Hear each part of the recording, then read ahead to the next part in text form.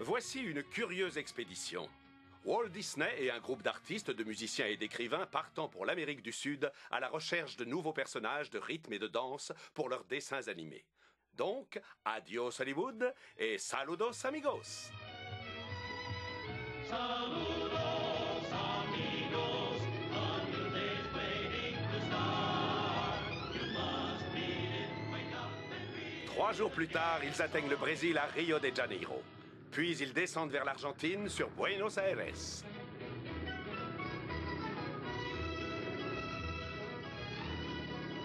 Et au-delà vers les Pampas.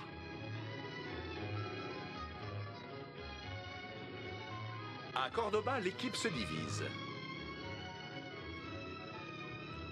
Les uns survolent les Andes jusqu'au Chili. Les autres remontent au nord vers le pays des Incas, la Bolivie, le Pérou et le lac Titicaca. Délaissant les grandes cités modernes pour rechercher les descendants d'une civilisation oubliée.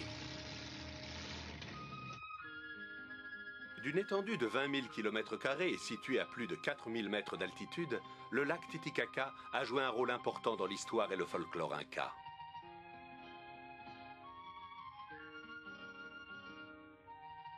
Le bois est rare à cette altitude. Aussi, les barques sont-elles construites en roseaux de balsa.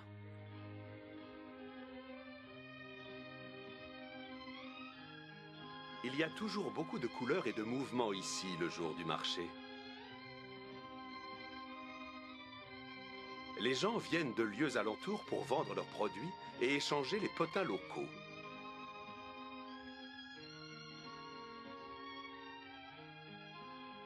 La mode est aux couleurs vives et aux chapeaux melons.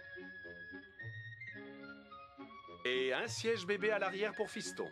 Voilà exactement ce que nos artistes recherchaient. Leur musique est étrange et exotique, héritée de leurs ancêtres incas.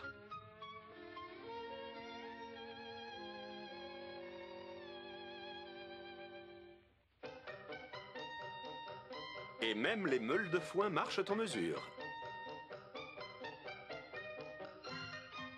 Dans ce pays, ce sont les ânes qui portent les lourds fardeaux.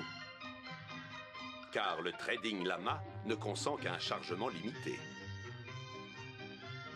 Et si cette limite est dépassée, ce grand seigneur des Andes s'assoit tout tranquillement et refuse de bouger.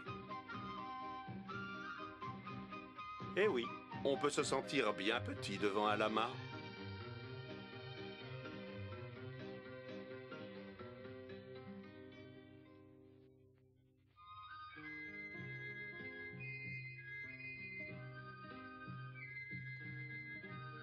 Ces impressions et la couleur locale recueillie en route ont inspiré ce petit film.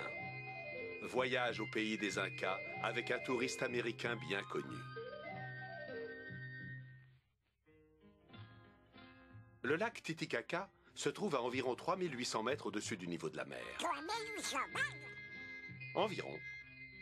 À cette altitude, beaucoup de voyageurs sont sujets au mal des montagnes, ou punya. Punya? Le vertige en est le symptôme le plus courant. Le vertige?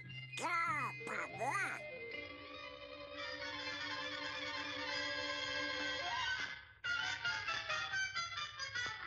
Souvent suivi par des palpitations du cœur.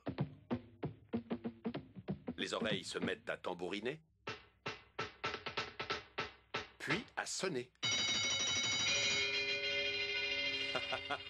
Étonnant, n'est-ce pas? La barque de balsa, ou panier flottant, est entièrement constituée de roseaux liés ensemble. Elle est faite pour résister aux tempêtes les plus furieuses. En fait, elle semble être invulnérable à tout.